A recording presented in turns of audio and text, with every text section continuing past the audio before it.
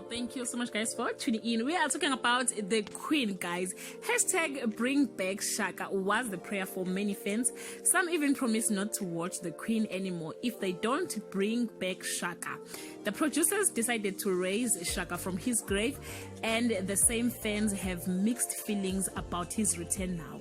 Fans were hoping that his resurrected Shaka or the resurrected Shaka will come back looking for peace instead of revenge. Yes, Kageso guys and Dingane were responsible for Shaka's death, but it was not intentional, guys. Now Shaka is torturing them and it's not interesting anymore. We are still trying to figure out or to make sense of the explanation how he escaped his death. Truly speaking, guys, his storyline is starting to be boring now. He must forgive Kagiso and Dingane or go back to his grave. Leave your comment below and share your feelings. Are you still happy with his return, guys, or you want him to go back to his grave? Till I meet again, I love you so much, guys. Bye.